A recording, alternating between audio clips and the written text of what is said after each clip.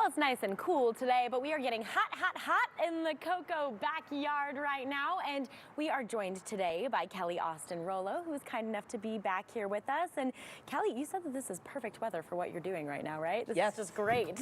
I'm so happy that we could do that for you. I talked to the right people, evidently. So you work a lot with hot wax. This is so impressive, this technique here. Can you tell us more about this medium of art? I can't imagine there's a lot of people doing it.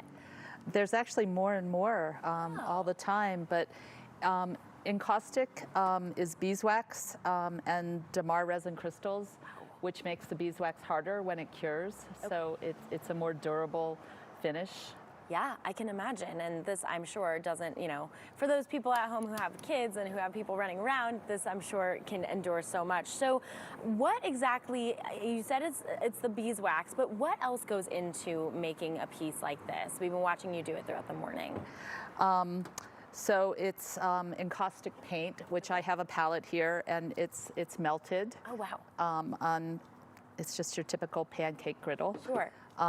And I usually start with a panel like this. Okay. And I start by putting multiple layers of the clear beeswax, and this is called encaustic medium. Wow. And so I put multiple layers. Oh my gosh. And between every layer or two, I fuse with a torch. You can also use a heat gun.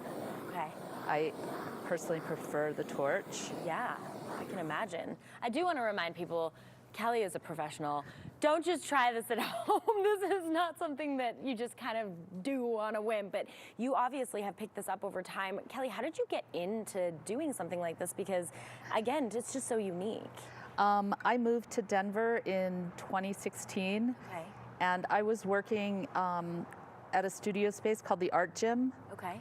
And I saw someone do this, and I left my space immediately and went down to watch them. Yeah. And I was sold. Oh, I was like, it's such an amazing medium to work with. I do painting and printmaking with it. Wow. And I immediately went to take a workshop, and pretty much have, you know, I work with this. I incorporate it into other mediums that I work with, but I never looked back. I just went.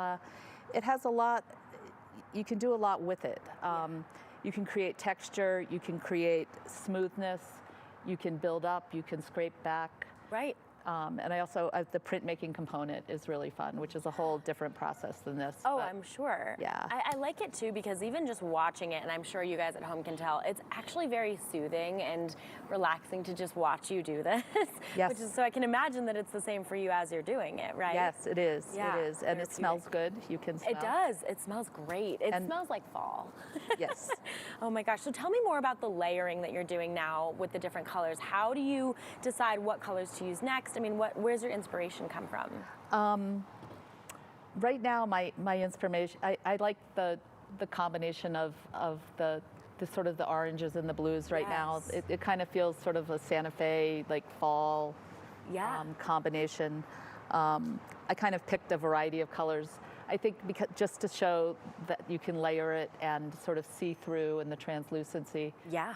Oh my gosh, yeah, there's so much to do with this. And what's really neat too is that you right now are having a bunch of your works displayed at the Nkollectiv, which is this local gallery. So tell me about the show, tell me about what people can come and actually see and maybe purchase too from this gallery.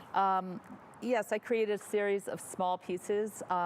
That's one part of the show. Okay. They're based on maps and reimagined places. Wow. That's one part.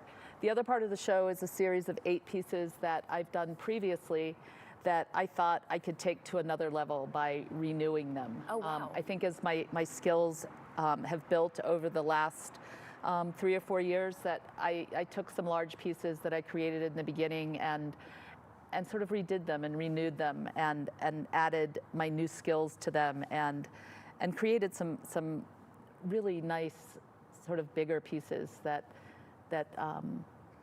that I think speak to where I am now in my art career. That is so incredible and so impressive. And again, with a medium like this, it's so nice that you're able to renew, refresh, do something new with it, and just, you know, make it so cool for so many people to enjoy. Well, Kelly, thank you so much.